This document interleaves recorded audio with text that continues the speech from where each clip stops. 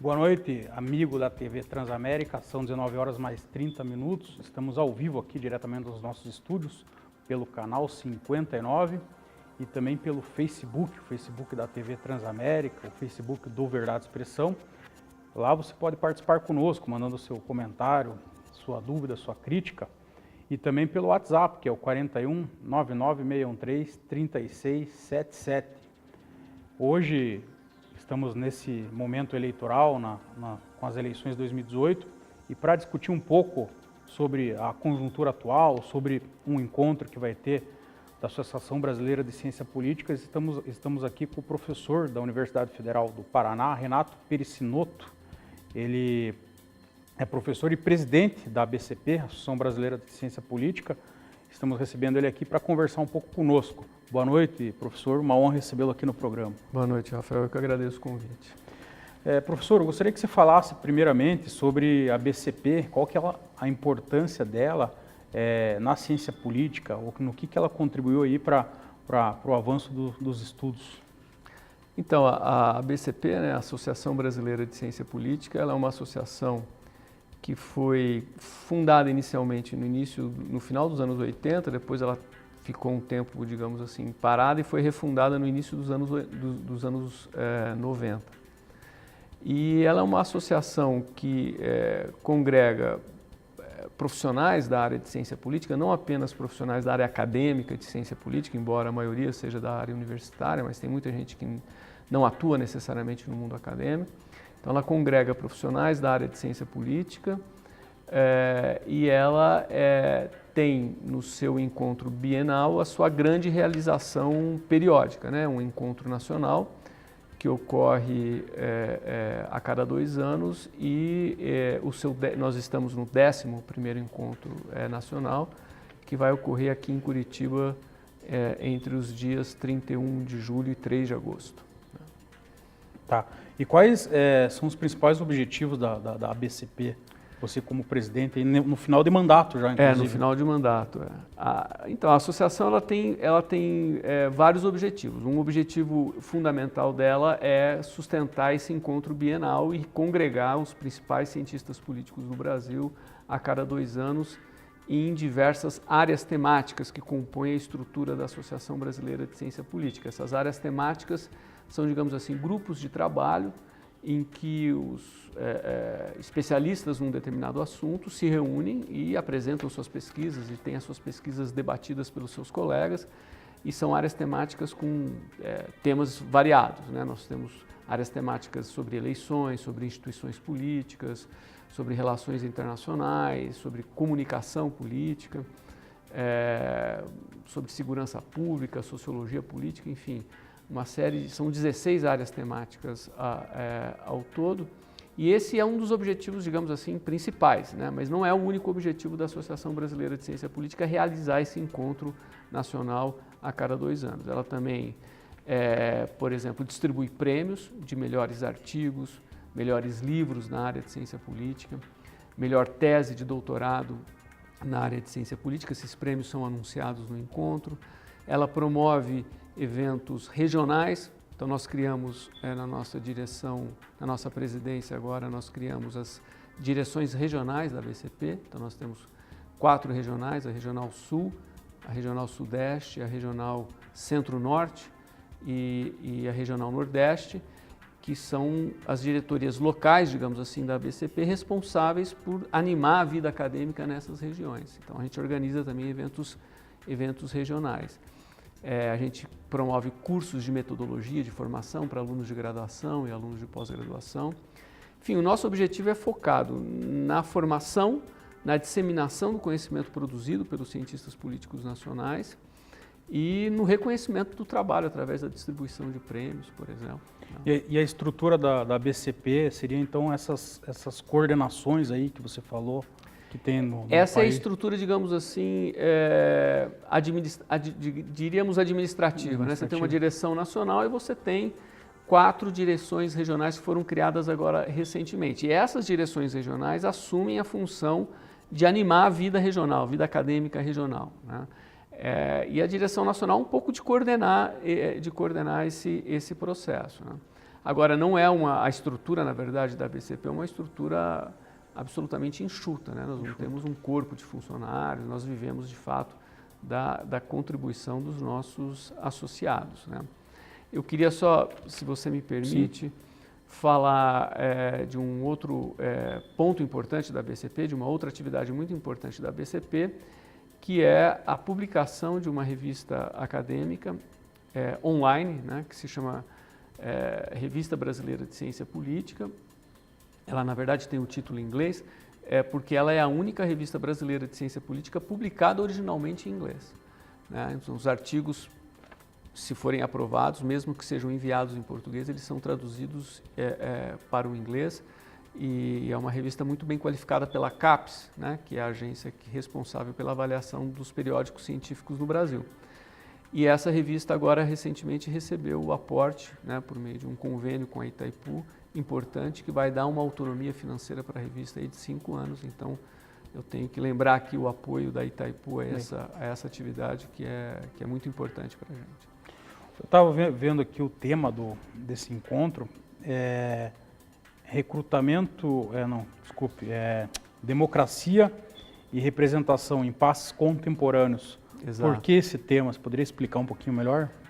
Bom, do ponto de vista do Brasil, a gente pensou um pouco em tudo que vem acontecendo no Brasil desde das ditas jornadas de junho de 2013, né?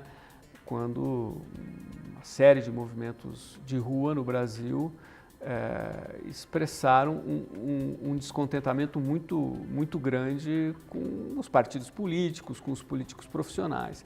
Só que esse não é um descontentamento exclusivamente brasileiro, não é? Esse é um descontentamento que vem acontecendo no mundo afora. Então, se você pega o Podemos na Espanha, ou se você pega o Occupy Wall Street, né, nos Estados Unidos, enfim, outras manifestações de descontentamento com a política tradicional, com os partidos políticos, com a democracia representativa, a gente se colocou essa questão. O que esse descontentamento expressa? Expressa uma tentativa de promover uma expansão de participações democráticas ou, na verdade, é um descontentamento de inspiração conservadora, antidemocrática, né? Então, esse é um impasse. Para onde nós estamos indo? Para mais democracia ou para menos democracia? Essa é uma questão, digamos assim. E você falou um pouco das temáticas, mas você teria algum destaque dentro dessas temáticas que vão ser colocadas nesse encontro? Na verdade, as áreas temáticas, elas são, digamos assim, a estrutura, a coluna vertebral do encontro e da BCP. Em torno dessas áreas temáticas se estrutura todas as atividades. Claro, algumas áreas temáticas, às vezes, têm mais apelo momentâneo do que outras. Então, por exemplo, a área temática de instituições políticas é uma área temática que tem muito apelo porque nós estamos o tempo inteiro discutindo, por exemplo, reforma política. Então, o presidencialismo de coalizão já é um modelo esgotado ou não é? A crise tem a ver com o presidencialismo de coalizão, não tem? Como é que nós podemos melhorar as nossas instituições políticas? Esse é um tema recorrente, tão recorrente, que é inevitável que a área temática de instituições políticas tenha um destaque, não por parte da direção da BCP, pela própria atividade acadêmica que a área desempenha. Então, tem muita gente estudando instituições políticas no Brasil, tem muita gente falando sobre isso. Então, é uma área temática que tem certamente muita procura. Mas outra área temática que tem muita procura é a área de políticas públicas, por exemplo, porque é algo que diz respeito diretamente à vida das pessoas. Uma política de saúde, uma política de segurança pública afeta a vida das pessoas. Então, essa também é uma discussão que tem bastante apelo, digamos assim. Especificamente sobre a sua pesquisa, eu gostaria que você falasse um pouco. Entre os temas estão aqui recrutamento político, elites políticas e estatais. Isso. E, por fim, ideias políticas e política econômica. Primeiro, eu queria saber por que você se interessou e resolveu ir a fundo nesses temas. Poxa, por quê? Eu não sabia. Bom, eu sempre gostei, no caso do Brasil, eu sempre gostei muito do tema da construção do aparelho estatal. Eu costumo dizer com uns amigos meus, acabei de dizer aqui, respondendo a sua pergunta, que a área de instituições políticas é uma área que tem muito apelo. Nós discutimos o tempo inteiro na mídia, em vários lugares, o problema da reforma política, né? Sistema eleitoral, sistema partidário. Eu acho que às vezes esse tema, ele é obviamente importante, mas ele obscurece um outro tema que talvez seja ainda mais importante, que é a reforma do Estado brasileiro, do modo do Estado brasileiro funcionar. Eu não sou um defensor do Estado mínimo, muito pelo contrário, eu acho o Estado uma ferramenta brilhante para promover objetivos coletivos. Só que o Estado brasileiro ele tem uma série de problemas no seu funcionamento, ele é um Estado muito autoritário, ele é um Estado ineficiente, ele é um Estado caro. E a discussão da reforma do Estado, para mim, é uma das discussões mais importantes que tem, conjugada com o tipo, a qualidade, se você quiser, da elite estatal que opera as instituições estatais. Eu acho que a gente não consegue discutir instituições políticas ou instituição estatal se a gente não discutir também as pessoas que operam essas instituições. Não dá para pensar que as instituições funcionam automaticamente, independente de quem esteja à frente delas. Então, as pessoas, o modo como elas pensam, o modo como a visão de mundo que elas têm, acho que afeta o funcionamento das instituições. Então, me interessa essa questão das elites estatais um pouco por essas razões. E em relação a essa questão da elite política, eu sei que é um tema bem vasto, né? Mas eu gostaria que você explicasse exatamente o que é elite política, onde que ela entra na questão estatal, se pudesse dar uma... Então, existem várias maneiras de você se responder essa pergunta, quem é uma elite, né? Usualmente a gente costuma dizer que quem é elite são as pessoas que ocupam posições hierarquicamente superiores no seu campo de atividade, né? Então, quando a gente está falando em elite política, a gente está falando daquelas pessoas que controlam os principais aparelhos estatais, né? O poder executivo, os ministérios, né? O próprio parlamento. E é muito importante a gente se perguntar como é que essas pessoas chegam lá, como é que elas são recrutadas, por quais filtros elas passam, o que é que elas pensam, né? Qual é a sua visão de mundo ao operar uma instituição dessa natureza. Então, em geral, a gente olha para, digamos, morfologia das instituições políticas e a gente identifica a elite como aqueles que ocupam o topo dessas instituições. Claro, a gente pode pensar uma definição talvez ainda mais complicada, etc., mas acho que no geral é isso. Quer dizer, quem é que são as elites políticas? São os indivíduos que estão lá no topo controlando a vida de todos nós, tomando decisões que afetam a vida de todos nós, né? E dentro desse estudo que você analisou, assim, o que você pode falar em termos de comportamento dessas elites? Olha, de estudo comportamental, o que a gente fez uma vez, durante alguns anos, na verdade, sobretudo aqui no Paraná, a gente fez alguns estudos sobre cultura política das elites políticas, ou seja, como é que elas pensam o problema da democracia. E naquele estudo, voltado para o Paraná, durante um período específico, a gente pegou o período dos governos Lerner e Requião, já faz um tempo, portanto, que a gente fez essas pesquisas, mas tem muita pesquisa sendo feita nessa linha ainda. A gente chegou à conclusão de que, em geral, você tem uma elite política pautada por um viés, por uma cultura política bastante autoritária, ou seja, uma certa... Quer dizer, quando você pergunta, em termos muito gerais, se todo mundo gosta da democracia, todo mundo diz, mas quando você vai refinando a questão, você percebe que há uma certa recusa de expansão da participação política, uma certa recusa no sentido de prestação de contas.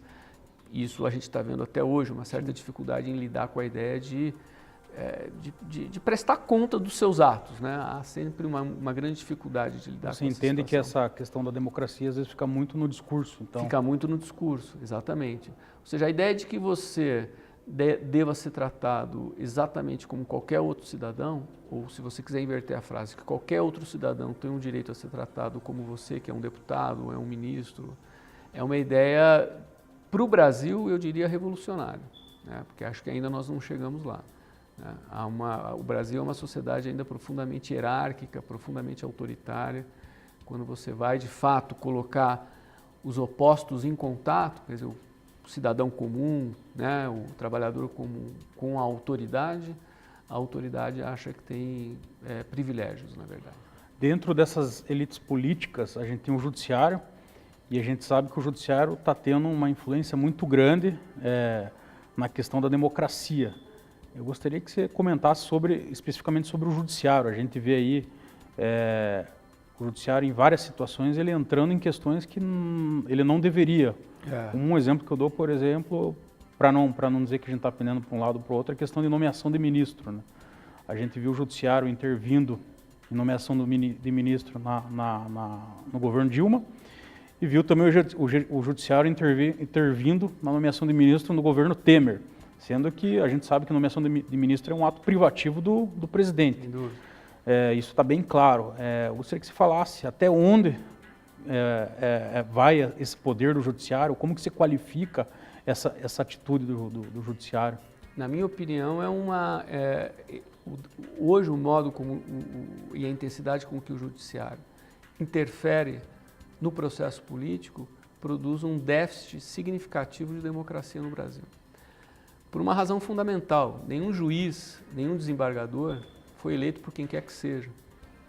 E eles tomam decisões e, enfim, nós podemos falar do judiciário propriamente dito e do próprio Ministério Público, que não faz parte oficialmente do judiciário, mas enfim, é um aparato que interfere cada vez mais no sistema político, né?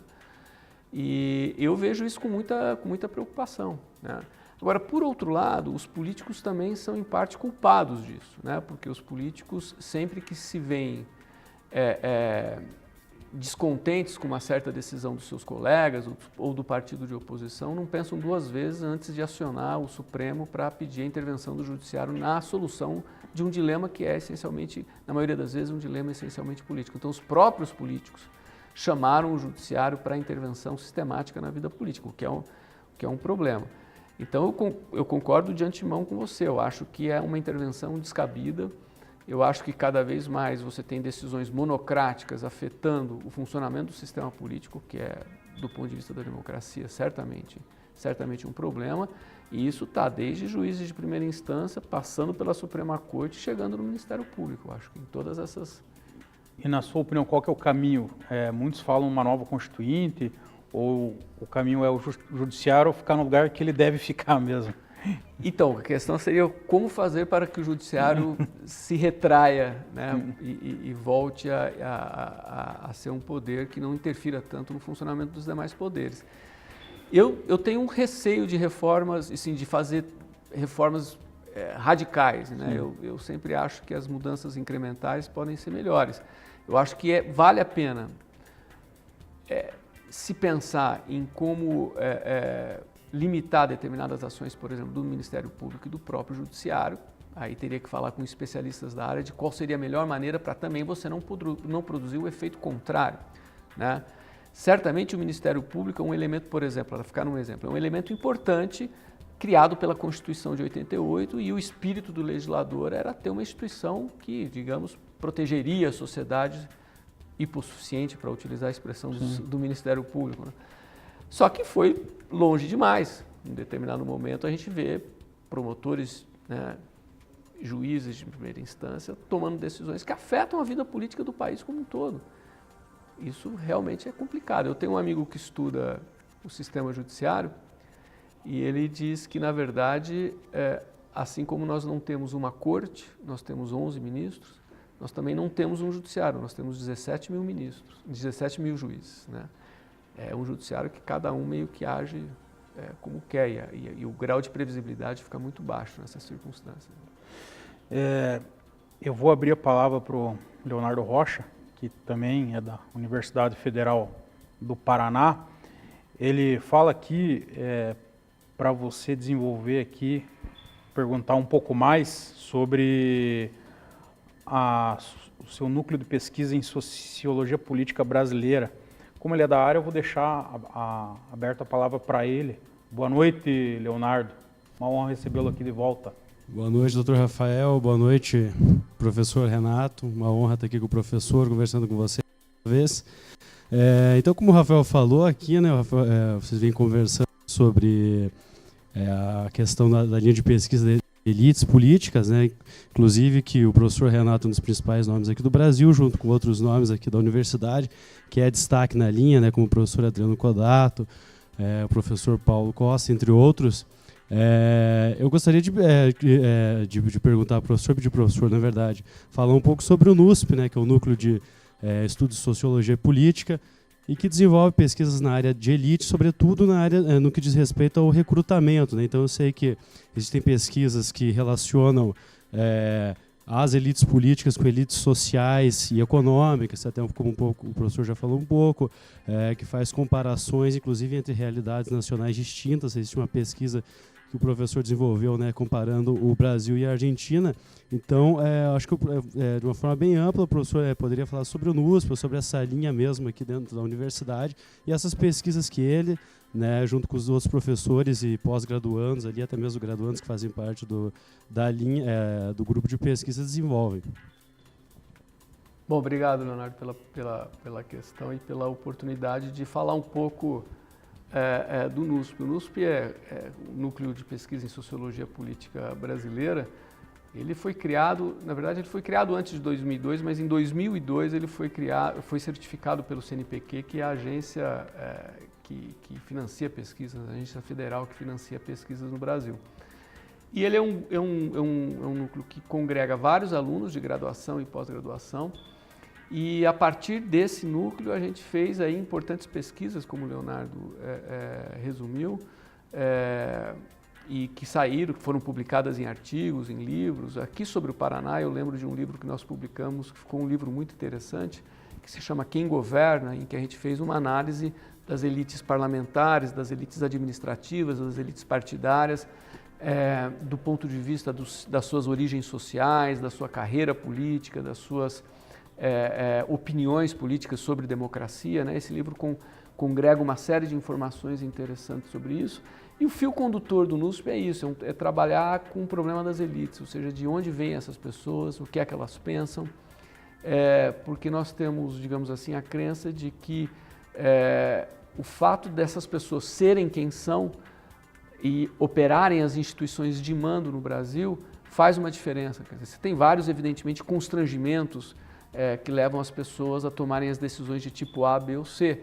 Mas o fato de elas serem quem elas são, terem a carreira que tiveram, pensarem o que pensam, nos ajuda a entender por que a política brasileira funciona desta ou daquela maneira também. Então é preciso estudar não apenas as instituições, mas também as pessoas que conduzem as instituições. Então esse é um pouco o espírito do NUSP, né? Das nossas pesquisas. Tem uma pergunta aqui que chegou, do Wilson Zen, ele sempre acompanha o programa aqui. Ele pergunta para você o que você acha do federalismo brasileiro e se o municipalismo seria um modelo viável por aqui. Olha, o federalismo brasileiro é um federalismo, digamos assim, bem moderado, né? Porque o que nós temos é um Estado Nacional, a União claramente hipertrofiada, controlando uma série de recursos, né? E em grande parte, enfim, o Brasil na verdade é um país muito unitário em certo sentido, né? Você tem as constituições estaduais têm que ter o mesmo desenho, os estados têm que ter o mesmo desenho, legislações básicas em relação à área de segurança, saúde pública, etc., tem o mesmo desenho, porque isso um pouco vem de cima para baixo. Os recursos em áreas absolutamente estratégicas de políticas públicas são muito dependentes da União. Então você tem um federalismo que ali, né, tem uma realidade tributária, enfim, mas você não sai muito disso. Quer dizer, completamente diferente, por exemplo, de um país como os Estados Unidos, em que você tem legislação eleitoral diferente, legislação punitiva diferente, você tem uma série de diferenças, você tem uma autonomia muito mais significativa dos estados. Quanto à questão do municipalismo, eu tenho minhas dúvidas. Talvez os municípios devessem, de fato, ser mais autônomos, mas talvez a gente também tenha exagerado no processo de criação de municípios. Hoje tem municípios que simplesmente não se sustentam sem a transferência de recursos federais. Quer dizer, se você pega Bolsa Família, ou recursos de saúde, etc., é o que compõe, digamos assim, a maior parte, entre aspas, do orçamento municipal. Então, eu não sei se o problema de você conceder mais autonomia aos municípios não está ligado também ao problema de você criar municípios que, de fato, possam ser sustentáveis economicamente, né? Então, hoje tem municípios muito pequenos no Brasil, incapazes de se sustentarem economicamente. Aqui no Paraná mesmo a gente tem 399 municípios. Pois é. É um número... Cada um com a sua câmara, cada um, né, com sua estrutura administrativa, etc. Eu acho difícil que esses municípios possam se sustentar. Tem até uma colocação aqui do Leonardo, eu vou até passar a palavra para ele novamente, sobre uma reportagem que saiu hoje no website globo.com. Pedir para o Leonardo fazer esse comentário e passar a pergunta aqui para o nosso entrevistado. Professor, hoje saiu uma reportagem no website da Globo.com discorrendo sobretudo sobre a dificuldade dos recém-formados, recém-doutores, né, em ingressar no mercado de trabalho, seja mais especificamente, né, com relação ao desenvolvimento de pesquisa ou com a prática docente, sobretudo pelas mudanças do ponto de vista do orçamento, né, e na política do governo federal em relação ao ensino superior que ocorreram nos últimos tempos, nos últimos meses, até mesmo nos últimos anos, onde a gente teve um decréscimo muito grande no investimento e com isso, né, uma diminuição do desenvolvimento de pesquisa, do fomento à pesquisa e de oportunidades em universidades para que ocorra uma prática docente. A gente acaba observando uma série de profissionais que concluem o doutorado e aí ficam, né, tentando alguns estágios de pós-doutorado, né, às vezes também estão tendo dificuldade pela diminuição da verba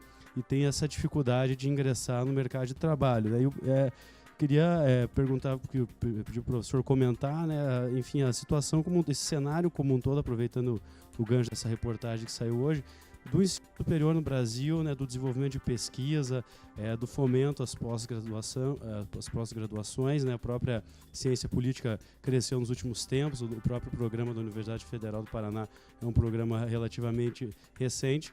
E eu queria que o professor comentasse o cenário e as transformações que tem observado e como vê esse impacto na produção da pesquisa e na própria prática docente. Esse é um calcanhar de Aquiles do desenvolvimento brasileiro. Eu acho que o Brasil nunca deu de fato prioridade, exceto em momentos conjunturais, a uma política científica de peso, né, que pudesse de fato, digamos assim, elevar o capitalismo brasileiro a um outro patamar, né? Não tem desenvolvimento sem investimento em ciência de ponta, em ciência em várias dimensões. Então, embora, como eu disse, em alguns momentos você tenha uma política de maior investimento, de maior incentivo, às vezes uma política que aumenta a transferência de recursos, mas ao mesmo tempo é uma política às vezes mal planejada. Então raramente você tem a combinação de disponibilidade de recursos com uma política científica muito bem planejada, fiscalizada, encaminhada. Agora, recentemente, a gente tem vivido o pior dos mundos, né? Porque a gente tem vivido um processo sistemático de redução, não apenas financeira, inclusive institucional. Quer dizer, recentemente o Ministério da Ciência e Tecnologia foi desestruturado e transformado num ministério apêndice, é um outro ministério junto com comunicação, etc., é um ministério com nome longo, nem me lembro. Um pouco essa situação ministerial da ciência mostra o descaso que se tem com essa questão absolutamente estratégica para o desenvolvimento nacional. E junto com isso, cortes sistemáticos em bolsas, em financiamento, etc. E aí realmente fica muito difícil você fazer ciência no Brasil. E além disso, claro, não há nenhuma política de expansão do sistema público, né, de universitário, muito pelo contrário, nós temos uma política de redução. Isso, evidentemente, para a nossa área, sobretudo, em que o trabalho acadêmico é uma parte importante da atividade profissional depois de formado, depois de mestrado, depois de doutorado, isso causa um impacto significativo na possibilidade de emprego. A universidade pública é uma fonte, é um caminho, digamos, não é o único, mas é um caminho natural para aquele que faz doutorado na nossa área e tem interesse em se manter na atividade acadêmica. Agora, na área especificamente da ciência política, que tem sofrido claramente as consequências disso, o Leonardo tem razão, tem muita gente se doutorando e, enfim, não encontrando emprego no mundo acadêmico, a área de ciência política ela ainda tem digamos assim, uma alternativa, que é o fato de o cientista político encontrar empregos em outras dimensões, seja em meios de comunicação, em institutos de pesquisa, em assessoria parlamentar ou coisa desse tipo. Embora a assessoria parlamentar às vezes também dependa de concurso público, né? Mas enfim, de qualquer forma a situação não é fácil, né? Uma situação de constrangimento financeiro e de falta de uma política de expansão da política científica e do mundo universitário, do mundo acadêmico. Nós vamos fazer uma análise aqui agora da conjuntura política nacional. Antes, vamos para as notícias da semana com Isis Barros Lourenço. Boa noite. Então vamos começar falando sobre a tarifa social. O texto aprovado na Câmara é um substitutivo do relator deputado Júlio Lopes, do Partido Progressista do Rio de Janeiro, com mudanças em relação ao projeto original. A proposição, que será agora analisada pelos senadores, modifica as regras da Tarifa Social de Energia Elétrica, que é o TSEE, para conceder gratuidade a famílias com renda mensal per capita menor ou igual a meio salário mínimo e com consumo máximo de 70 kWh por mês. As famílias beneficiadas com a medida deverão estar incluídas no cadastro único dos programas sociais do governo e, durante a votação na Câmara, o relator garantiu que não haverá impacto nas contas públicas, pois o benefício virá da conta do desenvolvimento energético, que é o CDE. Agora vamos falar sobre o SEAP, que é a Secretaria de Estado da Administração e da Previdência. Em nova decisão cautelar do conselheiro Fábio Camargo, o Tribunal de Contas do Estado do Paraná, o TCE-PR, determinou na tarde desta quinta-feira, dia 12 de julho, a suspensão do pregão presencial número 72 de 2017 da Secretaria de Estado da Administração e da Previdência, que é o SEAP. O certame prevê a contratação de empresa especializada para a administração de sistema de gerenciamento de empréstimos consignados feitos por servidores estaduais ativos, inativos e pensionistas. O preço da contratação previsto em edital era de R$ 7.830.000. Agora, Camargo acatou nova representação da lei número 8.666 de 93, que é a Lei de Licitações e Contratos, formulada pela Expresso Card administradora de cartões. O conselheiro manteve a suspensão e deu 15 dias a partir da notificação para que a SEAP apresente defesa no processo. A representante apontou que a exigência do edital para a comprovação de habilitação técnica por meio da apresentação de atestado de capacidade técnico-operacional seria restritiva à competitividade. Essas foram as notícias do nosso jornalista e colaborador Pedro Lima. Podemos voltar à entrevista. Professor, na sua gestão como presidente da BCP, você enfrentou talvez um dos maiores momentos, né, em questão de crise política no país, a questão do impeachment da ex-presidente Dilma. Gostaria que se avaliasse, primeiro, a sua gestão frente a esse acontecimento e qual que é a sua opinião em termos de democracia, em termos de política no país, a ocorrência do impeachment. O país, claro que a gente já sabe mais ou menos a opinião de muitos, o país melhorou ou piorou com o impeachment? O novo governo Temer, qual que é a sua opinião? Eu acho que o impeachment foi um golpe na legitimidade da democracia brasileira. E aqui não vai nenhuma posição de valor em relação ao governo da presidente Dilma, se era bom, se era ruim ou não.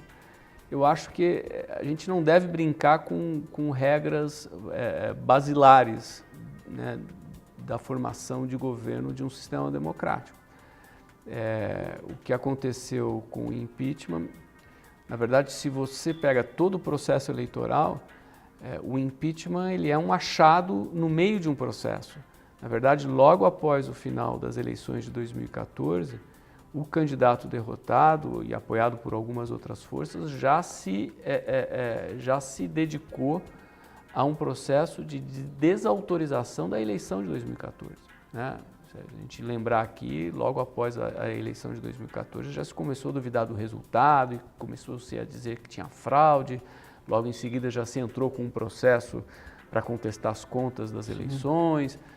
E aí, num determinado momento, o impeachment apareceu como uma saída mais viável, digamos assim, politicamente, para que essa intenção inicial de desautorizar a eleição e derrubar o presidente fosse feita. Então, eu acho que foi um artifício extremamente infeliz, que a partir daquele momento arranhou significativamente a legitimidade de várias instituições políticas e judiciárias do Brasil, a ponto de as pessoas e determinadas autoridades simplesmente começarem a não obedecer ordens, a não levar em consideração determinados procedimentos. Se eu não tenho que levar em consideração uma presidente eleita com 54 milhões de votos, por que eu devo obedecer o presidente do Supremo, ou por que eu devo obedecer o chefe da Polícia Federal, ou por que eu devo obedecer o presidente do Senado? Então, você tem aí uma série, ou por que, em última instância, por que eu não posso desobedecer o desembargador substituto, entendeu? O juiz de plantão. O juiz de plantão. Então, aí cada um começa a fazer o que quer. E eu acho que esse é o principal resultado do impeachment. Não vou nem entrar na discussão de política econômica, etc., mas esse, para mim, é o principal resultado, ou seja, a falta de disposição, você perde a capacidade de convencer as pessoas que elas devem obedecer às instituições e às regras. A BCP firmou esse entendimento dentro lá da BCP? Então, na verdade, quando eu fui eleito, o impeachment da presidente Dilma já tinha ocorrido, na verdade, porque ele foi em outubro, né, de 2016, né? E foi exatamente, eu me lembro, porque foi exatamente na Assembleia Geral do nosso evento, né? Que estava ocorrendo em 2016 em Belo Horizonte. Na verdade, não tem um consenso. A BCP emitiu uma nota, né, lamentando o processo de impeachment, mas há colegas nossos que não se reconheceram na nota, né? Então, na condição de presidente da BCP, como se trata de uma entidade plural, tem opiniões políticas divergentes ali dentro, você não pode assumir posições que possam ser lidas como posições partidárias, embora a crítica ao impeachment não seja necessariamente uma posição partidária, né? E agora analisando já o quadro mais eleitoral, esse impeachment, você não entende que, de repente, esse golpe aí que digamos, a direita aplicou, como você relatou, o candidato perdedor e mais algumas elites se articularam, você não entende que isso ajudou a deixar o principal nome do PT, o Lula, mais forte ainda, com essa baixa popularidade do Temer, menos de 5%? Você não acredita que se de repente a Dilma tivesse terminado esse mandato, talvez o Lula não tivesse com toda essa intenção de voto que ele aparece nas pesquisas? Eu acho, na minha avaliação, que o afã de ganhar uma eleição à força, né, para um grupo de políticos e de um partido que não ganhava nenhuma eleição presidencial há 16 anos, há 14 anos, levou a dar enfim, o tiro saiu completamente pela culatra, né? Porque hoje quem é o candidato de oposição que disputou a eleição com Dilma Rousseff? É um sujeito absolutamente encurralado, né? Vítima do próprio processo, porque incentivou uma caçada da qual ele próprio vai em algum momento se transformar em vítima. E certamente a oposição ganharia a eleição de 2018 com tranquilidade, né? Porque o governo de Dilma Rousseff teve uma série de problemas, né? E muito provavelmente ela não conseguiria se recuperar da situação. Então tratava-se apenas de esperar aquilo que deve acontecer em qualquer regime presidencialista, quer dizer, presidentes ruins você tira por eleição, né? Você não tira de outra forma. Se você acha que o presidente é ruim, você vai lá e vota contra ele na eleição seguinte. Eu acho que era simplesmente o caso de esperar, e certamente o Lula seria responsabilizado claramente por ter sido o responsável por indicar Sim. a sua sucessora. Então, hoje aí a gente tem um nome, a gente tem uma situação muito complicada, né? A gente tem um candidato preferido do eleitorado não podendo disputar as eleições. E qual que é a sua avaliação da Lava Jato? Até onde ela está sendo, digamos assim, saudável ao país e até onde ela está, digamos, quebrando com a democracia? Então essa é uma questão muito interessante. Polêmica, porque, né? como tudo em política é muito complicado, e eu acho que você pode incorrer em dois erros opostos, mas similares quando se fala da Lava Jato. Ou uma crítica pura e simples, dizendo, olha, isso é ruim, isso não dá, eu rejeito completamente. Por que essa posição é ruim? Porque você deixa de ver as coisas positivas e você acaba jogando água no moinho daqueles que simplesmente criticam a Lava Jato porque não querem ser investigados, né? Tem muita gente que está aí criticando ferreamente a Lava Jato porque quer fugir às suas responsabilidades, certo? Agora, por outro lado, o elogio puro e simples, há todo um lado que faz esse elogio, essa louvação ao Sérgio Moro e ao processo da Lava Jato, também incorre numa série de problemas, porque há sérios problemas no processo da Lava Jato, né? O primeiro deles certamente se você pega desde o período pré-impeachment, o abuso de autoridade em vários momentos, né? Que as pessoas às vezes acham que o combate à corrupção, por ser a coisa mais importante na sua hierarquia de valores, justifica qualquer coisa. E não justifica, por exemplo, você divulgar um áudio presidencial para caçar o direito da Presidente da República nomear um ministro, por exemplo. Que foi uma coisa escandalosa, absolutamente escandalosa do ponto de vista político, aquilo que em qualquer país do mundo o juiz que fez aquilo teria sofrido sérias consequências políticas e até penais. Mas, enfim, há evidentes exageros em certos procedimentos e, ainda que não houvesse e nós pudéssemos encontrar ali apenas coisas positivas, como se costuma dizer, o inferno está cheio de boas intenções. Nada garante que desse processo todo resultará um Brasil necessariamente melhor. Então é preciso olhar esse processo que às vezes é imbuído de uma certa vontade de missão, de limpar o Brasil de cabo a rabo.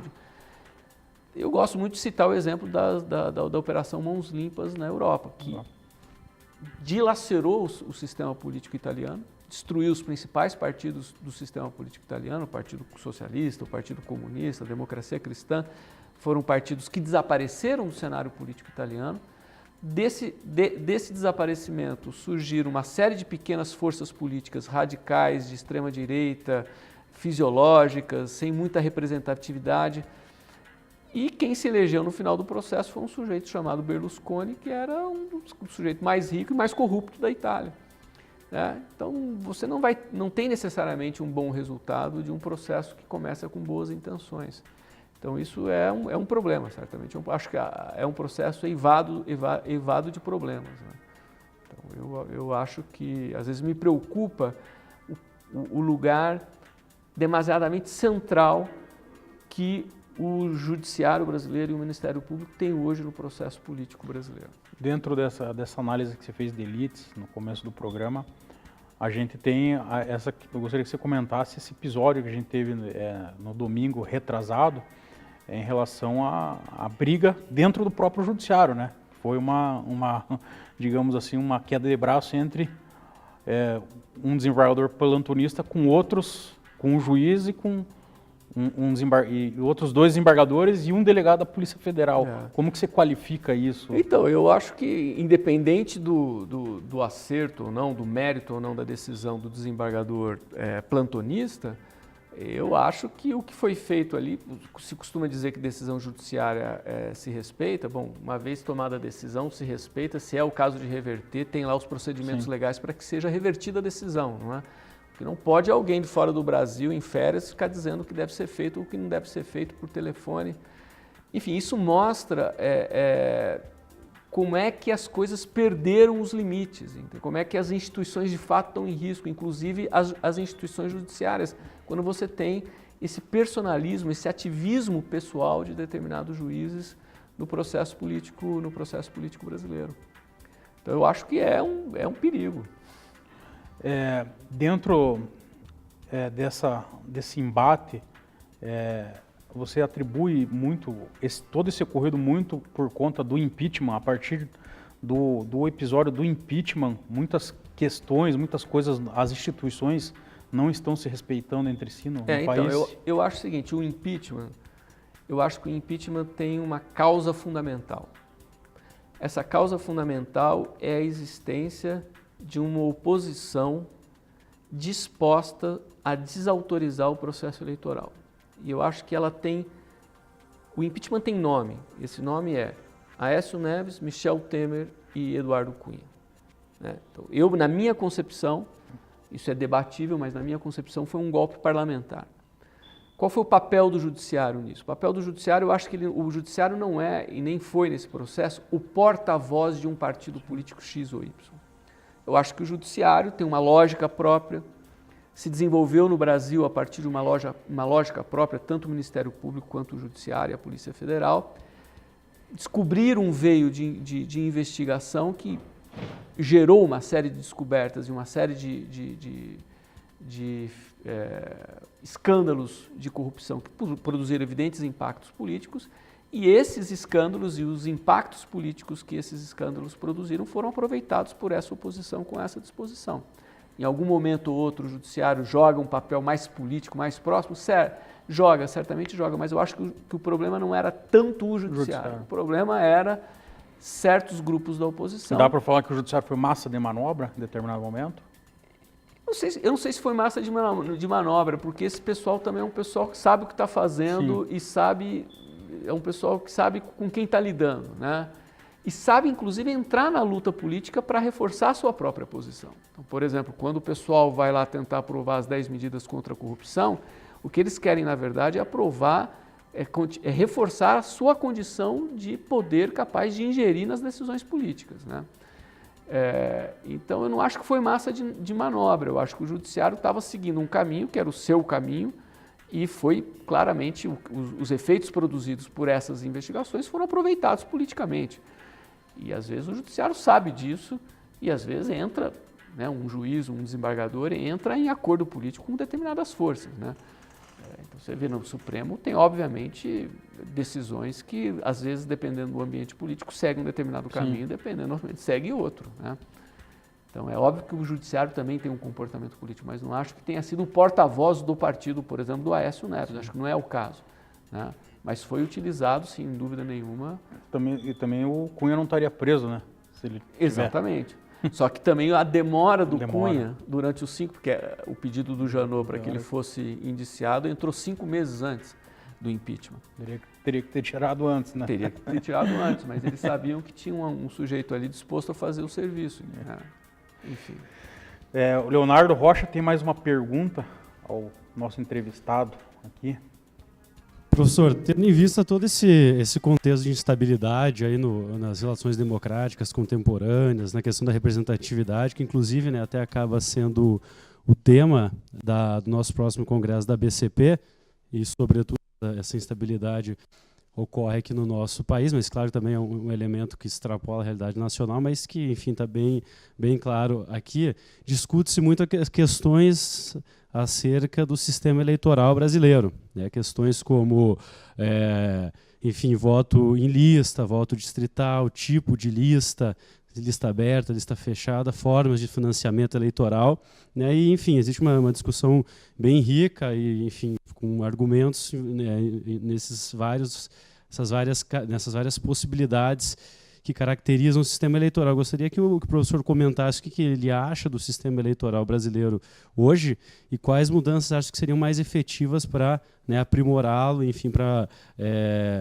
que ele se tornasse uma ferramenta para superar, talvez, de alguma forma, essas instabilidades. Parece que a BCP foi contra o Distritão. Foi contra o Distritão. Já complementa a pergunta do Leonardo. Foi contra o Distritão, porque avaliávamos, os nossos principais colegas que trabalham com o tema avaliavam que o Distritão ia na contramão daquilo que era fundamental para a democracia, que era a consolidação das instituições, a diminuição do personalismo político, um menor peso do dinheiro nas eleições. O Distritão acho que ia contra todos esses elementos. Eu acho que o ponto de partida para essa discussão, acho que podem ser dois. O primeiro é o seguinte, primeiro a gente tem que ter a consciência de que não existe sistema eleitoral perfeito, né? Então, algum senão sempre haverá, né? E o segundo ponto é o seguinte, qual é o sistema que garante a melhor representatividade? Ou seja, qual é aquele sistema que confere ao voto do eleitor um resultado que se aproxima o máximo possível, né, dentro dos limites de uma democracia de massa, etc., da vontade do eleitor. Eu acho que essa que é a questão. Eu acho que uma das questões fundamentais do sistema político eleitoral brasileiro é o seguinte, há algo errado com o sistema representativo quando o eleitor não lembra em quem ele votou. Se você não...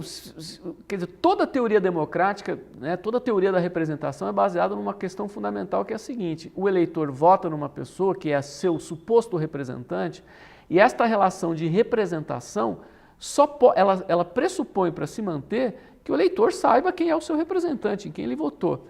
Então há algum problema aí, quando você tem uma multiplicidade de candidatos se lançando no processo eleitoral, num distrito com magnitude muito grande, em que você vota, passaram-se 6 meses da eleição, você não lembra quem você votou. Como é que você vai cobrar do seu representante se você não lembra quem é? Então esse é um problema que me parece que precisa ser discutido e precisa ser resolvido, né? E eu acho que algumas mudanças incrementais podem ajudar a fazer isso, né? Eu acho que talvez você diminuir a magnitude dos distritos, você suprimir as coligações nas eleições proporcionais, né? Você, enfim, criar alguns mecanismos aí que aproximem de alguma maneira o eleitor do seu candidato. Isso é interessante até, por exemplo, uma coisa que eu acho interessante, eu particularmente gosto do voto em lista, do voto fechado, né? Por quê? Porque eu acho que você tem na etiqueta partidária uma identificação direta de quem está te representando. Às vezes você pode até nem lembrar do nome, mas se é do partido em que você votou, você tem já uma relação de identificação. Então, o voto em lista, segundo alguns amigos meus que são críticos do voto em lista, ele reforça, ele transfere poder para as oligarquias partidárias. Ok, mas as oligarquias partidárias já têm poder. Entendeu? Já têm poder. Então, eu acho que conferir aos partidos o poder um pouco de ordenar a lista me pareceria um bom caminho, além dessas mudanças incrementais, que algumas delas já estão aí em andamento. Eu vou passar alguns números aqui da última pesquisa, rapidamente, para a gente comentar, aproveitar esse finalzinho do programa. A XP Investimentos, ela divulgou uma pesquisa de intenção de voto. 1.000 pessoas foram entrevistadas de 9 a 11 de julho, 3,2 pontos percentuais a margem de erro, registro 9898-2018. Então, basicamente aqui, o cenário 1 sem o PT ter candidato, 27 branco e nulo, Bolsonaro 23, Marina 13, 9 Ciro, 8 Geraldo Alckmin, 5 Álvaro Dias, 4 não respondeu, 4 não sabe, 2 Henrique Meirelles, 2 Manuela Dávila, 2 Guilherme Boulos, 1 Flávio Rocha, que na semana passada já anunciou que não será mais candidato. Se o Haddad for o candidato, o branco e nulo vão para 27%, é o líder da pesquisa, 24% Jair Bolsonaro, 14% Marina Silva, 9% Ciro Gomes, 8% Geraldo Alckmin, 5% Álvaro Dias, 4% não sabe, 3% Henrique Meirelles, 2% Manuela Dávila, 2% Haddad, o candidato do PT, e 1% Boulos e 1% Flávio Rocha. Se Lula for candidato, daí o Lula é o líder, 30% Lula, 20% Bolsonaro, Bolsonaro fica ali ainda nos 20%, 13% brancos e nulos, 10% Marina, 7% Ciro, 7% Alckmin, 5% Álvaro Dias, 2% não sabe, 2% Henrique Meirelles, 1% Manuela Dávila, 1% João Amoedo e 1% Boulos. Agora, o mais interessante é o cenário 4, que diz o seguinte, se o Fernando Haddad for apoiado pelo Lula, ou seja, se o Lula for lá, o meu candidato é o Haddad. Daí volta a ser líder o brancos e nulos com 25%, 21% Bolsonaro, e o Haddad pula para a segunda posição, que mostra o poder de transferência de voto que o ex-presidente Lula tem. O Haddad tem 12%, empatado tecnicamente com a Marina 11%, 8% o Ciro Gomes, 7% o Geraldo Alckmin, 5% não sabe, 4% Álvaro Dias, Henrique Meirelli 2%, Manuela Dávila 2%, Guilherme Boulos 1%, não respondeu 1% e Flávio Rocha 1%. Primeiramente, eu gostaria que você comentasse esse número sem o ex-presidente Lula. A gente tem como líder o branco e o nulo. Gostaria que você comentasse esse dado que é interessante, né? Eu acho um quarto do eleitorado, praticamente. Um quarto do eleitorado não se reconhece em nenhuma das alternativas colocadas à sua disposição, né? É um cenário, enfim, preocupante, né? Você ter essa quantidade de brancos e nulos em algumas dos números que você passou aí, inclusive acima do primeiro colocado nas pesquisas. Onde, né? O Lula não é candidato, ele é sempre o primeiro colocado. Primeiro colocado. Agora, o outro ponto que eu acho que chama a atenção e é interessante, que nós comentávamos antes do programa, é a permanência do Bolsonaro num nível estável, né? Seja qual for o cenário pensado, com grandes chances de fato ser o candidato que vá para o segundo turno, se tudo continuar dessa maneira, né? Nós ainda temos bastante tempo até as eleições. Para mim, me chama muita atenção, você acha o quarto cenário mais interessante? De fato, é muito interessante porque revela essa capacidade de transferência, quer dizer, um candidato que pula de 2% para 13%. Para 12%. Para 12%, ao receber o apoio verbal de um outro, né, candidato, que no caso é o Lula. Agora, o que eu acho mais interessante é o cenário 3, porque para mim é impressionante que seja o único cenário em que os brancos e nulos... Cai para 13%. Cai para 13%. Né? Mostra exatamente como é que existe aí uma preferência que não será, certamente não será, porque não há possibilidade que isso ocorra, eu acho, não será contemplada, né? Ou seja, há um candidato, uma preferência aí significativa de 1/3 do eleitorado que não poderá expressar nas urnas essa sua preferência. Voltando à questão do impeachment, né? O que eu estou querendo dizer com isso? Você tem sempre mais um elemento aí que afeta, que arranha o problema da legitimidade da democracia brasileira. Você acredita que se a eleição for sem o Lula, vamos ter problema de contestação da eleição na sequência? Eu não acho que vai ter problema de contestação necessariamente. O que eu acho é que vai crescer significativamente o grau de indiferença em relação à democracia brasileira. Ou seja, por que eu me reconheço numa eleição em que eu tenho esse leque de candidatos em que eu não me vejo espelhado em nenhum deles? E aquele em que eu gostaria de votar é o único que tem arcado com as consequências aí, digamos, dessas investigações todas. Então, eu acho que é um baque a mais, digamos assim, nesse processo de erosão da legitimidade da democracia brasileira. Legal. Professor, eu agradeço a sua presença, a sua entrevista aqui no programa. Desejo sucesso aí nesse 11º evento da BCP. Obrigado. E o canal está aberto aqui para você. Obrigado, muito obrigado pelo convite. Então, a você que nos acompanhou até agora, eu agradeço a audiência e na semana que vem estaremos ao vivo novamente aqui às 19h30. Um grande abraço e boa semana.